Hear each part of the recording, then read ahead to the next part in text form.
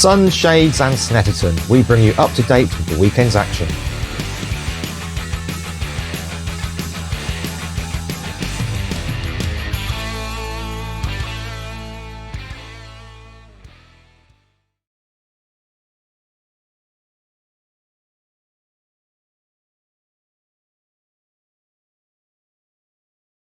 Hello and welcome back. We had a very, very hot weekend at Snetterton this weekend.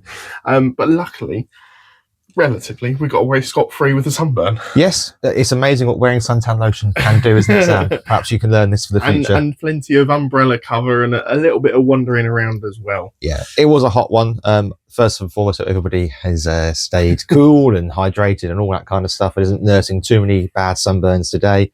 I think we should start at the top with a massive shout out to the Orange Army, because if we were hot in shorts and t-shirt, they are in full fire overalls. They would be a little bit hotter than us, I think it's fair to say, with absolutely no shade apart from a boiling hot hut they might be able to get under, which, yes, wouldn't have the sun on it, but would also be an absolute sweat box. So, yeah, fair play to the Marshals. We can't go racing without them. And, yeah, they did a sterling job this weekend. I was quite surprised by how much cooler it was down actually in the paddock than it was compared to being up on the banks where we watched some of the races from. Yeah, a little bit of shade from the lorries maybe, and perhaps with the nicer aircon from the garages blowing out into the paddock walkway, which is quite nice. But yeah, a good weekend, a weekend of mixed racing, I think it is fair to say.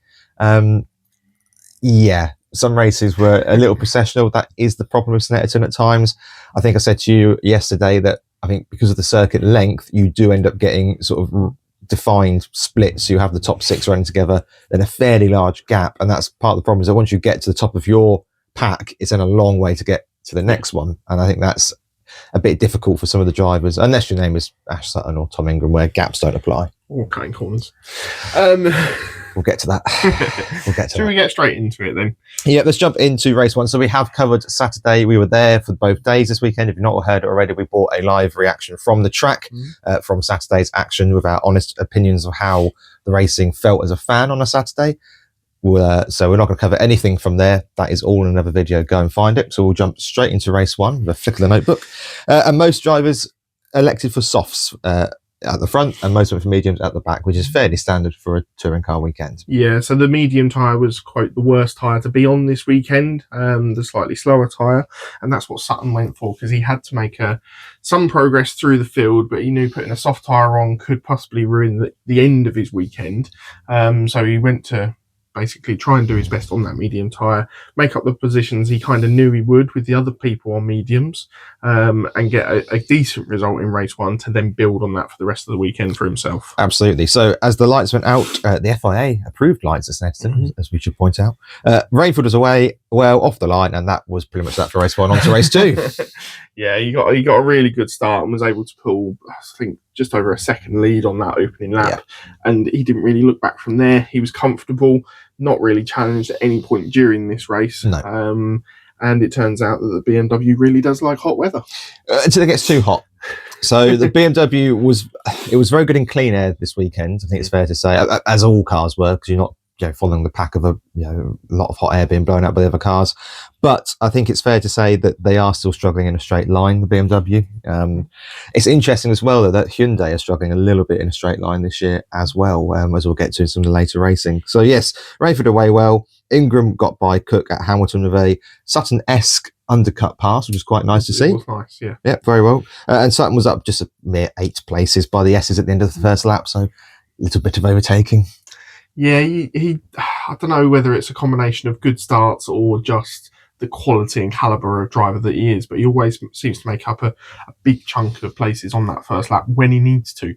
And yeah, he was looking quite ominous. Him and Osborne then got past Adam Morgan on lap 3, and that's kind of sort of where his position plateaued on that medium tyre. Absolutely. You mentioned Adam Morgan there, so it's prudent to mention at this stage that all M Sport engines were struggling, albeit some more than others. So that was your Speedworks Corollas, your Mercedes, Plato Catalan Racing, PMR Audis, and then the Laser Tools Toyota as well, all run the M Sport engine.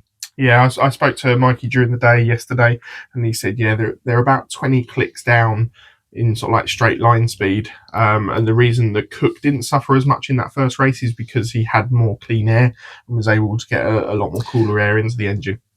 I think it's also fair, though, to say that probably the PMR struggled the most out of the M Sport engines, because let's not forget, Shedden won a race. Yes, I know he would have had clean air in front of him, but also we saw the team Mercedes do fairly well throughout the weekend, solid points, if not spectacular. So I think PMR really were the ones that struggled the most, along with Max Buxton and Aaron Taylor-Smith. But conversely, Cook and Shedden didn't seem to struggle as much, so there could be something else at play there as well.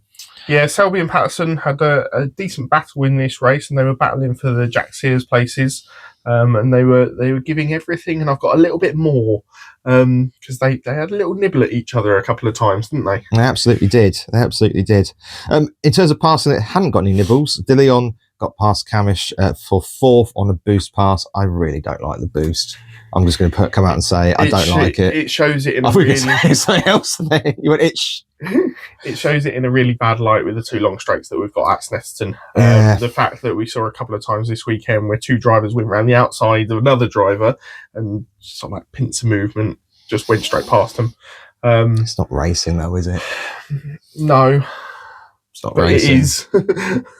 You don't see it like in the Olympics, the 400-meter dash, where somebody can suddenly just pop some rockets on their shoes to get round into. You know what I mean? Like it's not racing. I don't like it at all. And with touring cars, I've said it before, I don't like DRS in F1. I understood why it had to come in, because there was no overtakes happening on a weekend and you needed something. Touring cars has never struggled from having no overtakes, so I don't really understand the need for it. Collard was making some overtakes, and he'd made some decent progress following quite a disappointing qualifying race. Yes, race to pole, and he was looking a lot sharper on the Sunday. Interesting to point out that he was racing in Senna Proctor's old seat this weekend. Yeah, I know. Which, surprising. Bizarre. Yeah, and you could see actually in the car just how much gap there was between the shoulder pads and him. Ricky Collard is he's a smaller gentleman than Senna Proctor. I think it's fair to say. Very interesting to see that. I don't know whether that's because he did have a seat fit. He said that immediately, so I don't know if he has not had the seat come back yet, or this was it'd be a hell of a long time if it hasn't come back yet. Or maybe there's a problem with his old seat, maybe, and they've had to revert to what's in the stocks. But yeah. You mentioned that De Leon went past Camish. He was then off to go and harass and attack Josh Cook, and managed to get past him into Agostini on lap 9 for 3rd position overall. Yeah, I thought the BMW was really strong in the second half of the race. It came back to De Leon a little bit. Obviously, Rainford was strong throughout the whole race, but in terms of De Leon, it was sort of there or thereabouts until sort of the second half or even last quarter of the race, where he just seemed to go up a couple of notches and be able to reel in cars a little easier. They held onto the tyres quite nicely, being rear-wheel drive with obviously front-wheel steer.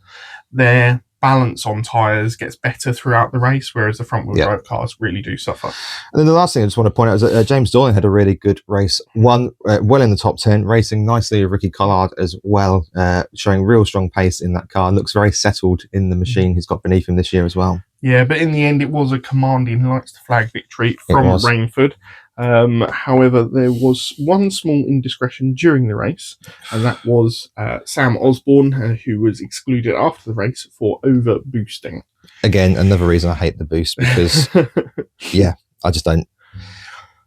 We'll have to cover this on the May update to how this actually works, because I don't like it. There's lots of things I don't like about touring cars this year, and that's another one I have to say. So in terms of race 1 then, Charles Rainford won the race from Tom Ingram, Darryl De Leon taking up the final podium place.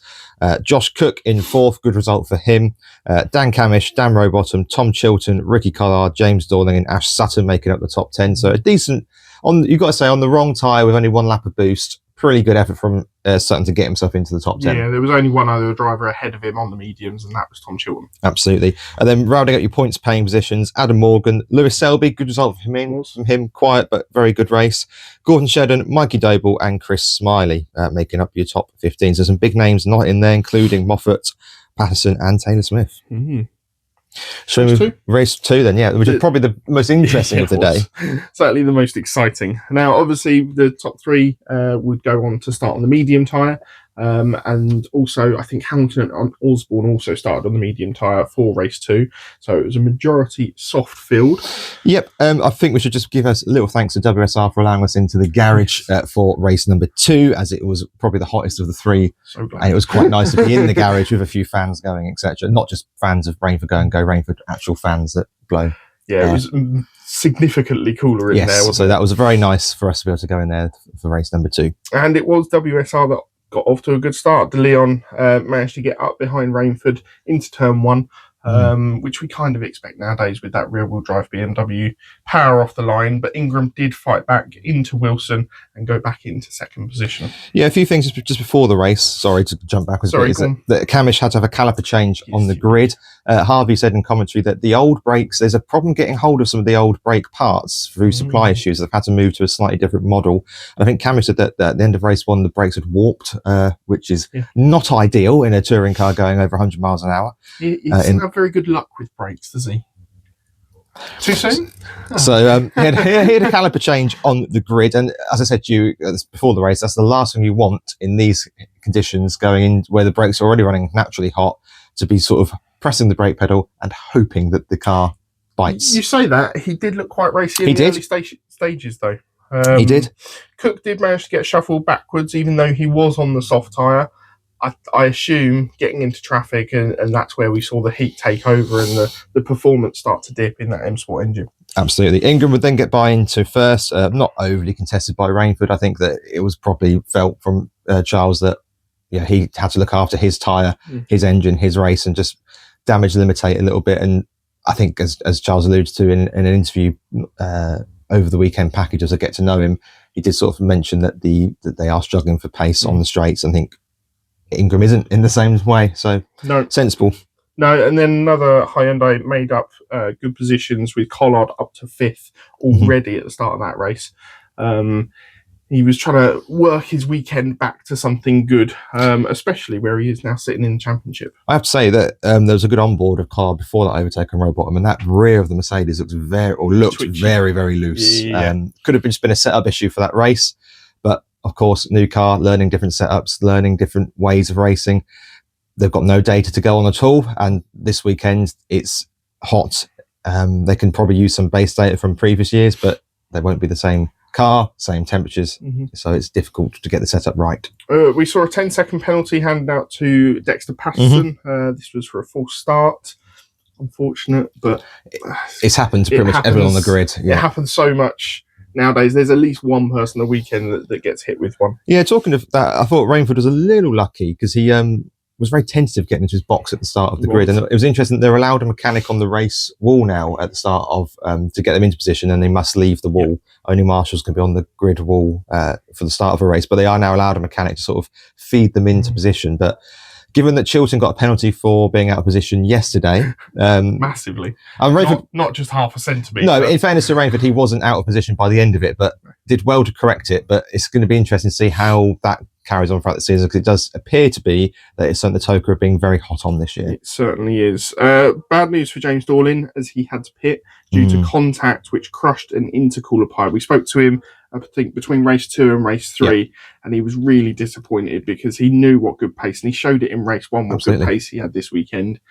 Came into the pits, the team tried to fix it, but ended up not being able to do anything, so they just took the pipe off, and he practically ran the rest of the race with no boost, and therefore right at the back.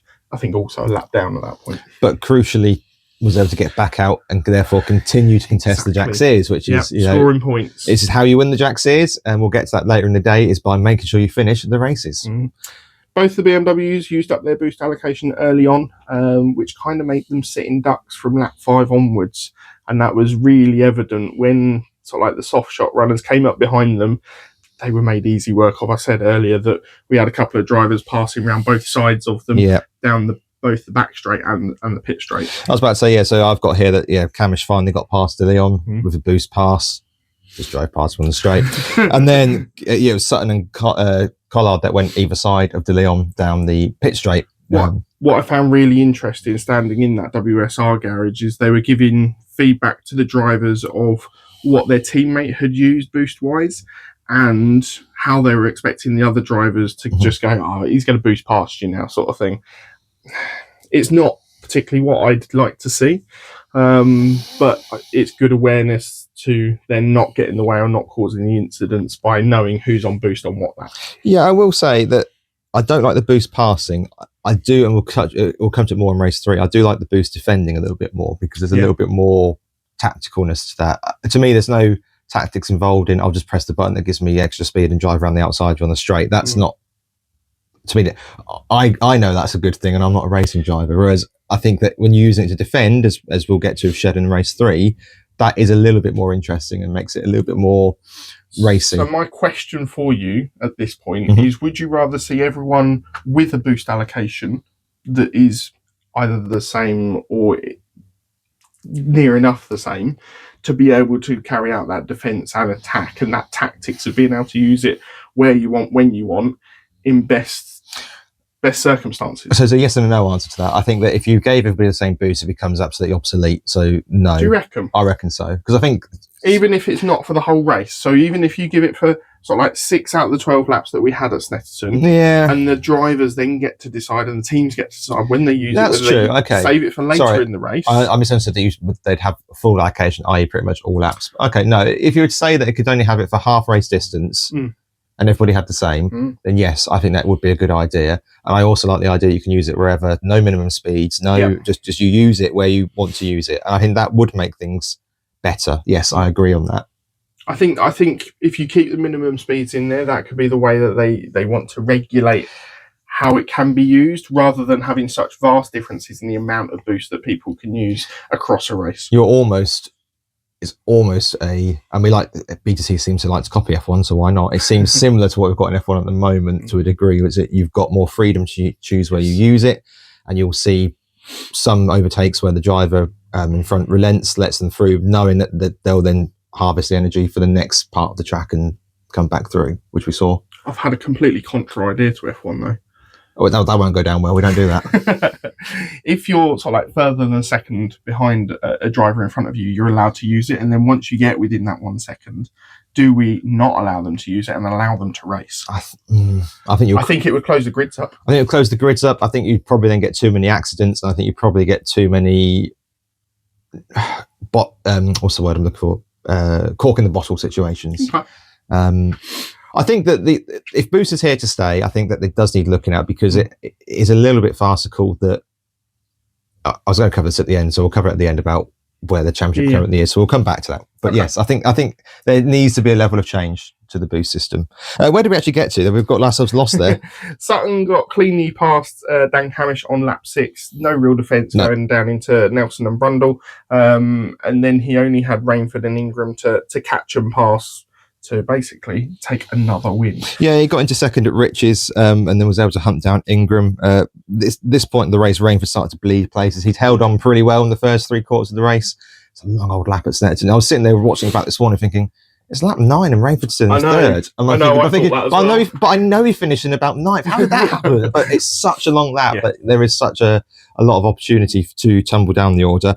We then saw a rare error by Tom Ingram. Very uncharacteristic, wasn't it? I don't know whether the aura of having Sutton in your wing mirrors made him miss his breaking point going into Wilson, but he locked up.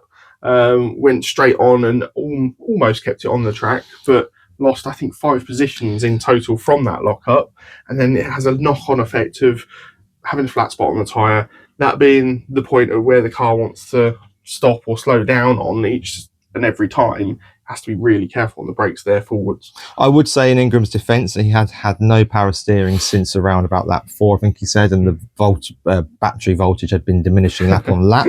I'm not a racing car expert, I'm not a racing car driver. I don't know if that would affect the braking or not. I would assume not, but I don't know for sure. There is, of course, the possibility that he would be incredibly fatigued by this point, having to drive a car with no power steering in 60-degree temperature within the car. Dorlin likened it to going to your local spa and sitting in there with all your racing gear on, and then it would still be only a little bit cooler than what it's like in the car. So I do wonder if that played a little part as well, to be fair. I know adrenaline will take you so far, but yeah, that put him down to 5th at that point.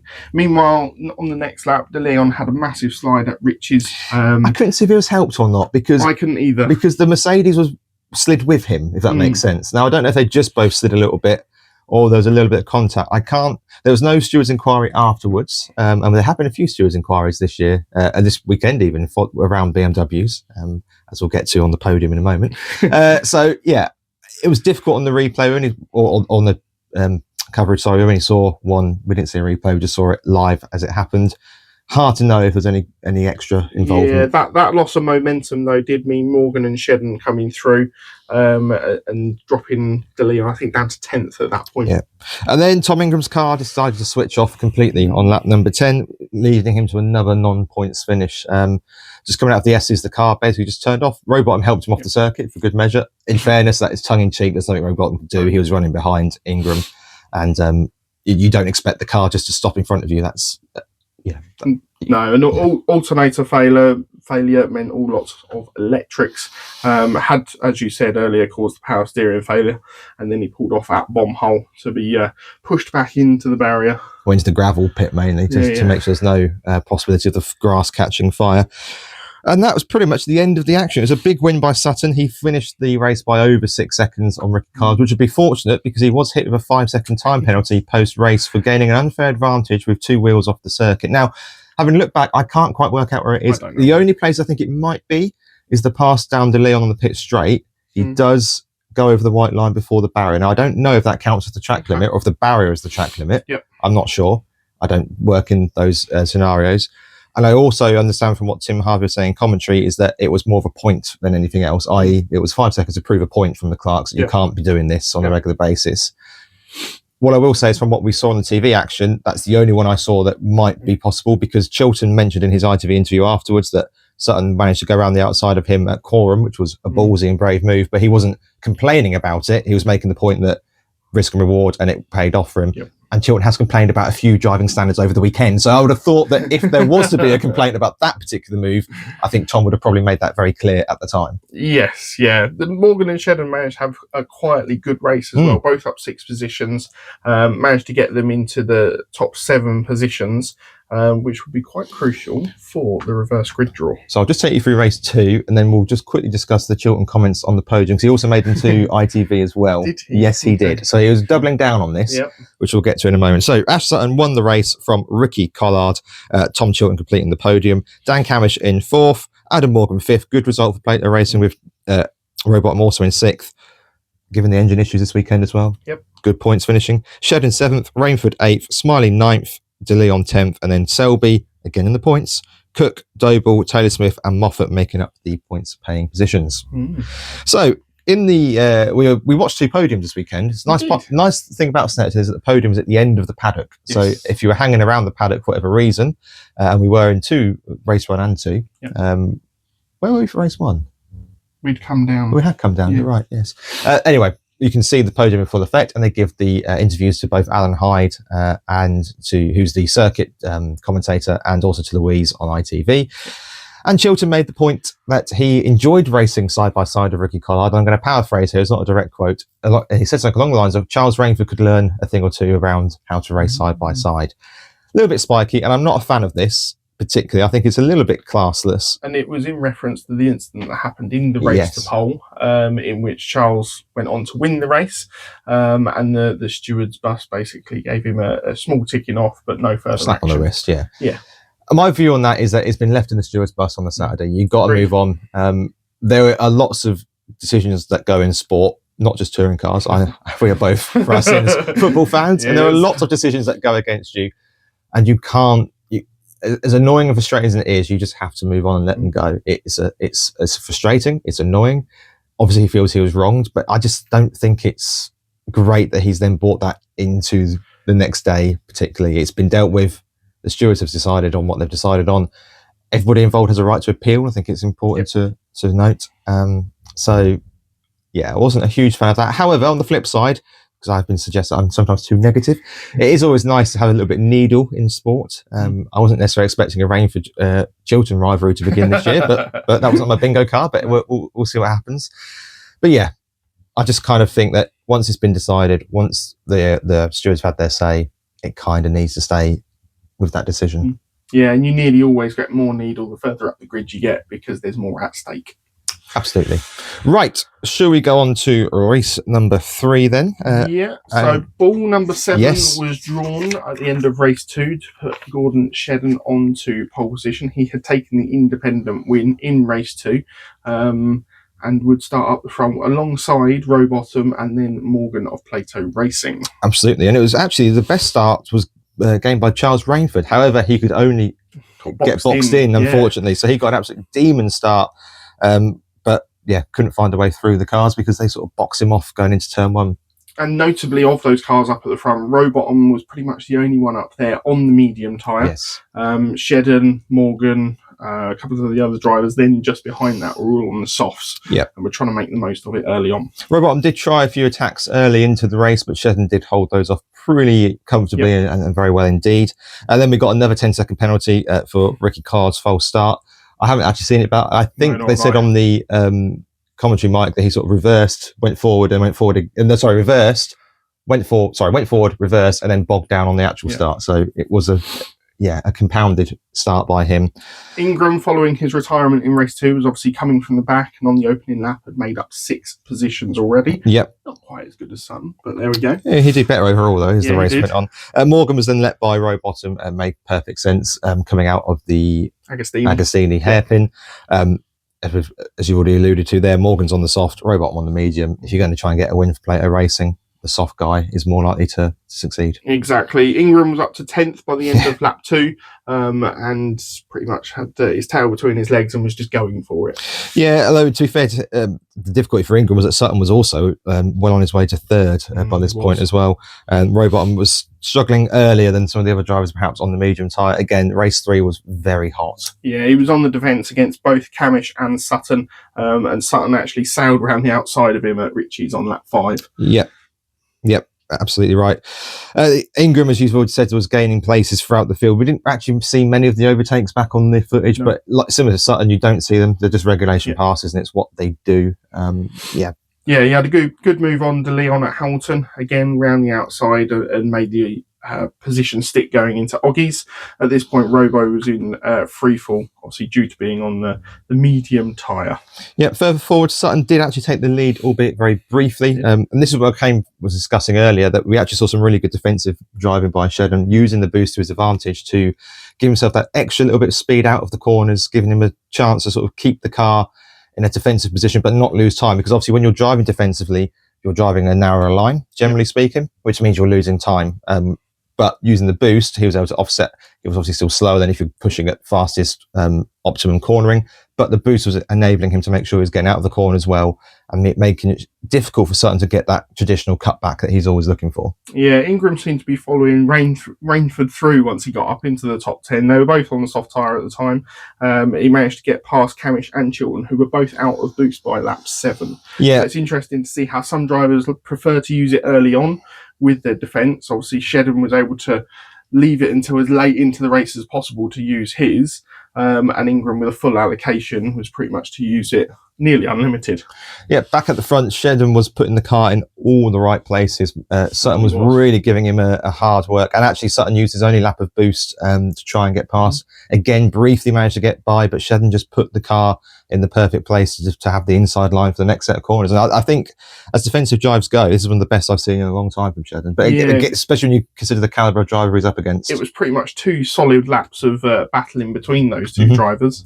And then meanwhile on lap 10, Ingram managed to get past Morgan going down into the S's, and De Leon then followed him through a lap later. Yeah, Morgan sort of fell away in the last few laps. It was a bit of a shame. I wonder if he'd perhaps taken a little bit too much out of the tyres in trying to build the advantage. It's so difficult to know what to do because it's hot, the tyres will fall away. Do you try and push hard at the start and build an advantage and hope nobody catches you, or do you save them for the end, but then you might not be able to catch up? So it is a bit of a catch-22 on how to look after the tyres. Yeah, so Shedden took a very good defensive win in the end from Sutton, and then Ingram, having made it all the way up onto the podium from the back of the grid. However, he was then struck with a 10-second penalty for exceeding track limits. Yeah, so that was win 54 for Shedden. I just want to cover that off because Sutton was closing in on the win tallies. As for Ingram, I mean, he kind of basically held his hands up afterwards in the interview of the Weeks and said that he had got himself to third by cutting every corner and pushing every track limit. Bonkers when you sent me that this morning that he'd said that. Yeah. So, do you know what? I think he probably knew in the back of his mind at that point that he wasn't going to get the podium, particularly given he was quite emotional after the race. I think he probably knew that he was, or potentially had an inkling. And actually, I will say, we spoke about potentially some of the spiky comments from Chilton. I thought it was really good. Ingram basically wanted to, he tried to cut his own interview short so there'd be time for Nick to speak. Yeah. Unfortunately, there wasn't, which is a big shame, because Nick Hamilton took home the Jack Sears trophy for the weekend, which is an incredible effort by him. And we haven't cut him out because there is going to be a chat about him in a moment.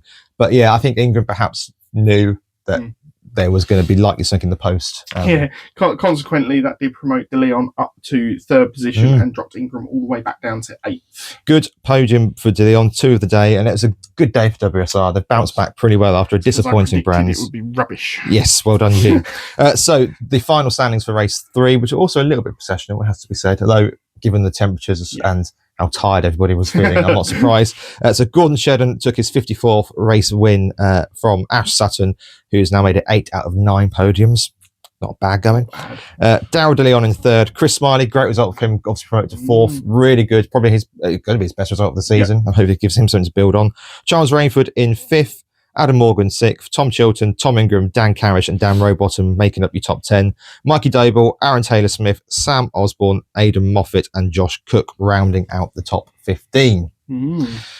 So before we go into predictions and awards, etc., let's just talk a little bit about where we are with the championship, because it is obviously incredible that Sutton has managed to get 8 out of 9 podiums. He is obviously a very talented driver. Arguably the best to ever do it in touring cars. Certainly the best of the NGTC era, I believe. I would say, with what it looks like he's going on to achieve this season, and it's probably quite early, but a lot of you probably know what I'm about to say, and taking a 5th title, it will put him above the rest in terms of championship wins. Yes, he's nowhere near the numbers of race wins that Plato is at, but that was a very specific era where there were fewer challengers. And I also, just to jump in there, I think if you'd offered Plato less wins and 5 titles, I think I know what he would take. I'm just gonna say it, you know. But yeah, in the time that Plato was racing, there were sort of like 3 or 4 drivers that would probably take the win. Certainly in the 2000s, across the seasons. And that's probably why he ended up with more wins across the whole. And he's had a longer career than Sutton has in touring cars. There is that as well. There have, of course, been the usual conspiracy theories online that this being engineered for Ash to win. It's nonsense, and I'm gonna give a little bit of a thought on this. So I think the biggest problem the touring cars has is that every season we get introduced new rules or regulations or gimmicks, if you want to call it that, which I will be, to try and stop dominance and to try and encourage competition across the grid. Then the problem with that then is that you've got Tom and Ash, who are they're a level of, not even a level, they're not even a level of everyone else. They are several levels above everyone else. It's as simple as that. Which then means they are faster, which makes the new rules look a bit farcical. Jade Edwards said today, on the sort of punditry yesterday, that she's disappointed to see cars with no boost overtaking cars with boost, and I get that, and I agree, because that's a bit farcical, because that's completely goes against the whole point of the boost, which I think is true. But I think you have to look at some of the simple facts. There is no conspiracy here. Tom and Ash are ridiculously fast and always have been. Sutton has won a touring car championship in an Infinity, which nobody would ever have thought of racing. He's won it in a Subaru, which was Estate, which it was when they brought it to the grid. You looked at it and went, "What on earth are they doing? They've brought a hearse to the touring car grid." Yeah, he won a championship in that as well. He's won it in rear wheel, front wheel. He could probably win it in a horse and chariot. He is ridiculous. Tom Ingram nearly won the championship as an independent entry and became very close to doing so. Knockhill Watergate scandal aside. These two have always been quick. They've always been a fantastic drivers. And then you add the other bits and pieces to it. Virtue and Napa are so well resourced. They can build the best cars on the grid. They have done consistently for the last couple of years. Then you add into the situation the race engineers. Spencer's doing some work with the Ferrari team at GTs now. Stuff like that. Yeah, he's literally been headhunted to be able to engineer race cars elsewhere across the Europe, across the world, because of how good a quality job he does in the British touring cars. And you've got Tony Carosa at the other side and Napa, who yeah, again, these are two top quality race engineers. There isn't a conspiracy in place. You've got the best drivers with some of the best back teams, or some of the best backed or best engineers in the game. It's as simple as that. And I think the biggest problem is that the championship keeps trying to bring in these, oh, we'll do it this way, or we'll bring in this little thing to try and pull people back. And then these two just drive around the issues with help from the team. And as it was said on yesterday, Sutton has been throughout the winter practicing in the sim with only 1 second of, or one lap of boost, because the lowest amount of boost, preparing for worst case scenario. Which is an elite mentality way of thinking about things. You've always got to try and, one, challenge yourself, but two, have the expectation of being as good as you are, and put yourself in the worst position to excel even further. It's also nonsense to suggest it's the cars, because Camish, I think, has been a little disappointing so far this season. So not have a race win by now is a bit surprising. Chiltern has been hit and miss, I think it's fair to say. Yes, Selby and Osborne have had decent results, but they haven't, in my opinion, haven't really exceeded anything you'd expect them to. And if the car was amazing to the point where anyone could drive it to the victory, you'd be expecting to see a podium probably for Osborne by now, and we haven't. Collard's had a very good start to the season, I can't deny that, but Collard is also, as he's pointed out himself, he has raced GTs, he has raced against some of the very best drivers in the world, he's raced against the current F1 champion beating him when they were doing Formula 4s and stuff. He has raced in very high levels, he has won the GT championship with his father. He isn't a muck who's just sort of got into a car and, you know, he's a serious peddler and has been all of his racing career. And then you've got Nick Hamilton, who's racing some of the best he's ever raced in the series, absolutely 100%. Wouldn't disagree with that, but for the first time in his racing career, I don't want to say he's at a serious team, because that's a little bit of a, he's at a team that is at the sharp end. Yeah, he's at the sharp end. He's at a team who's at the sharp end of the grid. I think that's probably the nicest way of putting it. Manufacturer back in, being able to use the resources that he exactly needs to be able to take the car to his limits. And he showed that this weekend in the 100%. Quality of driving and the amount of overtakes that he was able to make. He wasn't sitting there at the back of the field 2-3 seconds off the back because that's what the car was allowing him to do. He was there battling with other drivers around him. And that's the reason that he took home the Jack Sears Trophy this weekend. Absolutely. So, yeah, in short, are the cars good? Yeah, of course they are. Of course they are. But they're not the best, because we've seen that Ingram's got problems in the straights. We've seen that the Napa car is phenomenal in the corners. They've really tuned it this year, so they are so much quicker in the corners. But they've tuned it. That's the whole point. They've not just taken a Ford, chopped the end off and decided that we'll see what happens, boys. They've spent all winter working on it. It's a technology and development battle. That's what motorsport is. Yes, okay, you've got to try and find the best drivers to put in those cars, and that's exactly what these two teams have done. And when you do that, you're going to come out with a pretty close scenario, normally, of the two top drivers in the two top teams being the two top drivers in the championship because they're good. Yeah, it's what you expect to see. We had ballast before, but unfortunately, teams are able to work out ways to make setups to get around that. And dare I say, we're seeing some of the top teams like Napa learning how to do setups to get around low boost allocation. This is part of the problem with the championship, is that if you have these sort of levelers, if you want to call it that, teams will be encouraged to find ways around them, because motorsport, as you said, it's development, and it's a race to solve problems. I was going to say, I wouldn't even see them as problems. They're hurdles that teams have got to be able to get over to stay at the front and keep at the front.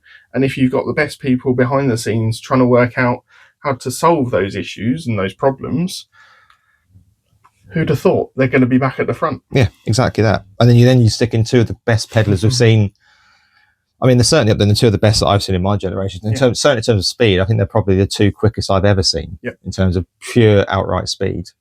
Yeah, being able to place the car exactly where they want, be able to do the overtakes where you look at them and you go, you shouldn't be able to do that really in the limitations of the regulations that we're involved with, but they do, and it just shows their quality. Yeah, and people hark back to the Plato O'Neill days, both very good racers, I'm not going to lie. However, the regulation was slightly different. That you could unsettle cars more, shall we say, whereas in this era, it is a much less contact sport. It's frowned upon. Yeah, exactly. The contact is frowned upon more. And I think that these two are so precision based in how they do their overtakes. It's an absolute joy to watch. So, yeah, long story short, I think we do probably need to look at changing the regulations to remove some of these gimmicks. I personally would just say no gimmicks at all. Just you race. I don't want to see or do this here, or you have to have an engine turned down for this weekend, or blah blah blah. There are regulations. You don't exceed them. Who can set the car up the best? Predictions. Right. I've had another horror weekend. That's back-to-back weekends. I haven't scored a point, which is not good news for me. It's a dry spell, mate. It's a very dry spell. It's a very dry spell at the moment. Yeah. I didn't do that much better, though. But you did better. That's the key here. I did, yes. So neither has got the pole sitter right. You went for Sutton, I went for Doble. Neither of us were really close. Nope. In terms of the race winner, for sprint to pole race winner, we both went Camish. No. In terms of the 3 race winners, I went Camish, Robot, and Doble. I happened to pick 2 cars with the M Sport engine that didn't seem to want to perform this weekend, so that went well for me. We went for Ingram, Sutton, and Collard, so you do get 1 point. They were all very close to the top end of the field as well at one point. Yep. Obviously, Sutton taking another victory. And then we both went for Patterson in the Jack Sears with the M Sport engine problem. Yes. So not good for there. And in terms of our general 3 predictions, I had Morgan to outscore Chilton. No. Nope. I haven't bothered adding it up, but I'm fairly Chilton had a decent weekend. He had a podium, so he's already won that race, I think. I had the race winner. This is the closest I think I got. Race 1 winner to finish outside of the top 10 in race 2. Rafe finished 8th. He finished 9th, but then the penalty put him, Still not good enough. No, it wasn't good enough. No, I agree with you. It wasn't good enough. And yeah. Also, I didn't want to celebrate. Had he fallen out of top 10, being where we were. Yeah, that's true. Celebrating it might have been a little bit tricky. And then I went for a new independent Jack Sears leader by the end of the weekend. We have a new independent leader. We do. But we don't have a new Jack Sears leader. We'll cover off who's leading what at the end of the pod. You went for a no BMW podium on Sunday, which went well for you. Now, some say you got it wrong. that really egged them on. And they wanted to prove me wrong so much that they had a double podium in that first race. I mean, somebody associated with WSR did point out you made this prediction and did say to you that you're an idiot. So, yeah. Sutton or Ingram outscored over the weekend. Yeah, Ingram's been outscored by somebody other than Sutton this weekend, and annoyingly. And then a Plato Racing podium, which did not come off. It was close. I was really hopeful in that final race when I knew that Morgan was on that soft tyre. If he'd have just got it to last a little bit longer, but when you got 2 drivers like Sutton and Ingram coming through the field back on a soft tyre, it's really difficult to look past them. So that puts you 7 points up to my 4. So I'm not out of it because you haven't really. It is a gap. Made the most of it. It is a gap. I agree. If you'd offered me that, if you said you're going to score no points 2 weekends running and only be 3 points behind, I would probably have taken it, to be fair to you. So, right, shall we do our awards for the weekend then? And then we'll bring you up to speed with the championship tables, and then we shall get out of this hot, sweaty room and go outside to a hot, sweaty outside. Who is your driver of the weekend, sir? Nick Hamilton. I'm giving it to Nick Hamilton. Okay. He has made history this weekend. I've deliberately saved this till last, talking about Nick. So Nick won the Jack Sears trophy for the weekend, meaning he scored the most points in that this weekend. That's the first Jack Sears trophy I think he's won. Yeah, the first weekend he's won. He had two second places and a 4th in the Jack Series championship itself, which meant that he gained the most points this weekend. And that was his real goal and ambition this season, was to have a trophy at some point. Yeah, absolutely incredible to see him on the top step of the podium for the Jack Sears. I mean, the barriers he breaks down. It's very difficult as a white middle class able-bodied male to talk about this without sounding condescending, but the barriers he's overcome to get to where he's got to in motorsport is genuinely inspirational. And then to go and do it on one of the most physical weekends of the year. Absolutely. 1, it's the longest circuit, and 2, it's the hottest weekend we've had so far. Yeah. In a car that he's only spent 3 weekends in is an excellent achievement. It's a stunning achievement. And it's also a testament to what we've always said about the Jack Sears, is that you just have to finish it. And that's not as easy as it sounds. It sounds very easy to say, "Well, finish and you'll score points." But he's done so well this weekend. He was racing well within the pack. It's not like he was finishing at the back of the grid, and by doing that, he's won the Jack Sears. No, he was well amongst the pack all weekend, and I think it's an incredible story. So, congrats to Nick, and he's my driver of the weekend. He's my surprise good for those exact reasons. But my driver of the weekend, it was a toss-up between De Leon or Rainford, just because of how well the BMWs have performed as a whole this weekend. And I think just on positions, De Leon gets it. Okay. But only because 2 podiums. Only because of points scored in the end, basically. They were both as good as each other this weekend. And they did, I think, probably as well as they could on that medium tyre in race 2. I would completely agree with you there. Though I'd have probably gone for Rainwood. But there you go. In terms of my villain of the weekend, I'm going to upset some here. I've gone for PMR. I think that, yes, I totally accept that the M Sport engine was struggling. However, Shedden won a race on an M Sport engine, albeit, okay, yes, he had clean air. Rowbottom and Morgan scored really good points throughout the weekend on an M Sport engine. I accept they were struggling. I don't think they were able to find a solution to that problem this weekend. And as such, a circuit where I think they would have expected to go well at, they haven't done. I think that is why they've got to be my villain of the weekend. Mine is going to be the actual M Sport engine itself. I think if they won a race. If you're going to build an engine, you got a fourth. Let me finish. If you're going to build an engine that is a stock engine for several teams within the series, more likely than not independent teams within that series, you need to be able to build an engine that is competitive in all seasons, all temperatures, all environments. Not something that's going to be 20 k's an hour down in straight line speed when it's too hot and in traffic. Okay, my response to that would be if I was defending the M Sport people, which I'm not their lawyer. They provide the engine. It's up to teams to get it set up to support it. And they could quite rightly point and say, well, Cook got fourth in race one, no clean air. Shedden won a race. More clean air than most. Okay, Morgan and Rowbottom were able to sort of get good points in race 1, 2, and Morgan got fourth, not in clean air. So if I was defending them, I'd say that actually, yes, there's been a problem. There's no denying that. However, some teams are able to get around that. I don't think you can solely say that Shedden managed to get 7th in race 2 in the pack and then convert the win in race 3 purely because he had clean air. I don't think that would be fair. No, I think he converted the win in race 2 because he had the soft tyre and clean air. Yes, but if the engine was that bad, he had Ingram and Sutton behind him at points, and neither really got close to him. I'm just taking down what Mikey said to me individually is that they were 20 k's down in a straight line. But was that purely at PMR? Because of the heat soak? Yeah, but was that purely at PMR, the 20 k down? We didn't speak to other drivers on M Sport engines to ask the same question. And that's why I've gone for... They were all trying to sit in their pools and cool down.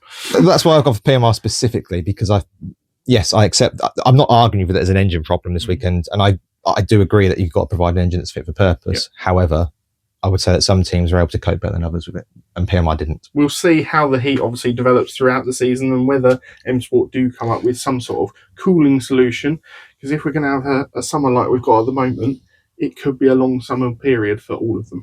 Sam's global warming watch, everybody. Right, you've killed your surprise good with Nick Hamilton, so there's nothing more to say there for you, really, unless you want to say anything about Nick yourself. I echo everything that you said there. It's a fantastic achievement for him this weekend, and let's hope it's the springboard for further results like that throughout the year. Here. My surprise good is Gordon Shedden. I think that we had, before the weekend and the M Sport issues, kind of suggested the Toyotas may struggle here, boxy shape, etc., etc. Albeit they've gone well here in the past, but the shift has moved towards a different style of car. Yep. And actually, he was solid throughout the weekend. He scored points in all 3 races.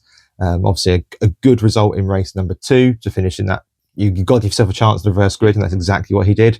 And then race 3, he converted it brilliantly. And I think if you'd said at the start of the weekend that Shedden would have won an independent race and a outright race, I'd have said no. And he won both. Yeah. My surprise bad is going to be Moffat, more specifically, because he was the slowest of the 3 PMR drivers this weekend. Yes, I know Patterson had a penalty in there as well, but he was consistently right down at the back, battling with those, quote, back markers.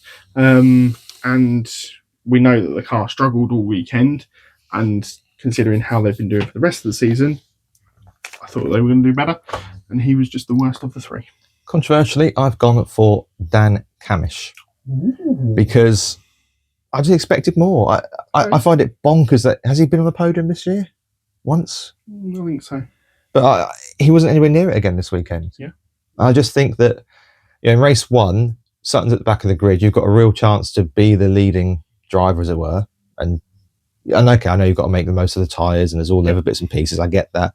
I was disappointed a little bit with the qualifying. I thought that. Not just because he didn't get pole, but I just don't necessarily think he's maximising the package at the moment. And I really thought this is a track he generally goes well round. And he was solid this weekend, there's no denying. I'm not going to suggest he's had a bad weekend. I just think in my mind, I was expecting a better one. Okay. That might be unfair because that might be my expectations are not fair and not where the car necessarily is. But I don't know, and this is my argument that I don't think it's just the car, because I don't think he's anywhere near as comfortable or as quick in the car as Sutton is. Yep. But yeah, I just feel there's more to come from Camish at the minute. I just don't think we're getting top level. I think we're seeing Camish drive better than we're seeing at the moment. That's fair. That's fair. Let us know your thoughts down in the comments, who your driver, villain, surprise good and surprise bad are of the weekend, and whether you think any other championship regulations should be adapted or more taken away. I do have another surprise good, just very quickly. Okay. You wearing sun cream was a surprise good. Well done. Everyone's very pleased. There's no burns today to see upon you. I've covered my shoulders from the Saturday where I missed bits, but yeah. No, it was a decent weekend. There you go. There's a lesson to everybody there that if Sam can do it, you guys can too. Should we quickly run through the standings then, for what it's worth? Sutton has claimed his 5th championship here. He is currently on 174 points. Did you see that? Was it Moffat that had put that up on Twitter? I've not seen it yet, but apparently, yeah.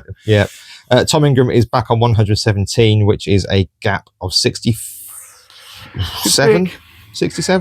67? Yep. Your darts is helping you. It is, isn't it? That's a long way back, isn't it? A long way back. Rainford has pulled himself back up to 3rd. He's on 106. Keeps yo-yoing at the moment. Absolutely. Camish 4th, Collard 5th, Dilly on 6th, Shedden now up to 8th, Mikey Doble, Shedden up to 7th, Mikey Doble 8th, Morgan 10th, and Tom Chilton rounding out your top 10. In terms of the manufacturers, congratulations to Alliance Ford. They are nearly 100 points clear of Accelerate at the top of that one. Mercedes are only actually 5 points behind Accelerate now, which is interesting. In terms of the teams, Napa Racing are well ahead in that as well. 247 plays 174 at WSR, which is interesting. They are ahead of Team Virtue. Independent drivers at this stage, Gordon Shedden and Mikey Doble are absolutely tied at the top. Shedden is higher because he's had one extra podium than Mikey Doble. They are both on 1, 2, 3.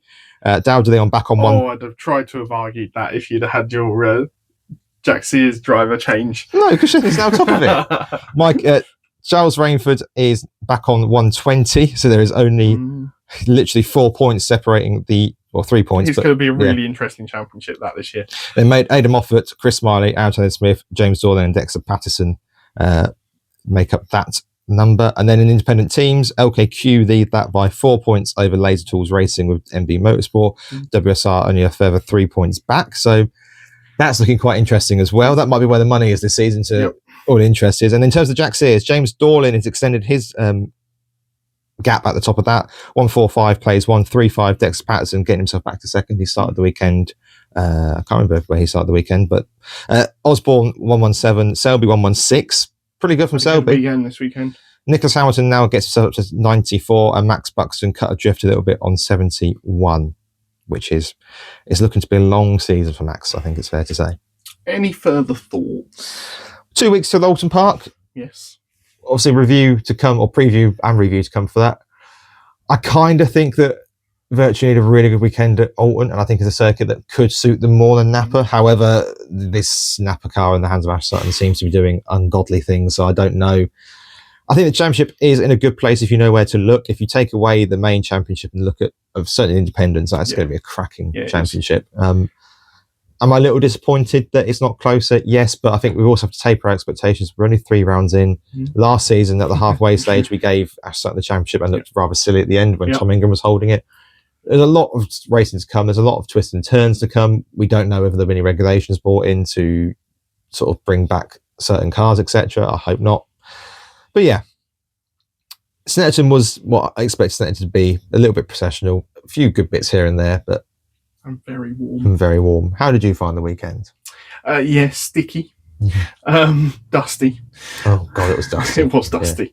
And kind of glad that it's over and we can try and cool down now, even though today seems to be even hotter than those 2 days. Yeah, I feel sorry for anybody at Owen Park doing the GT racing today, because that is going to be very hot. Let's hope it cools off a little bit for Alton Park in 2 weeks' time. That'll be the sort of first half of the championship done before we get our quite mid-season break. Looking forward to seeing how things are going to sit after Alton Park. Yeah, I think that'll be a better indication than where we are now. Agreed.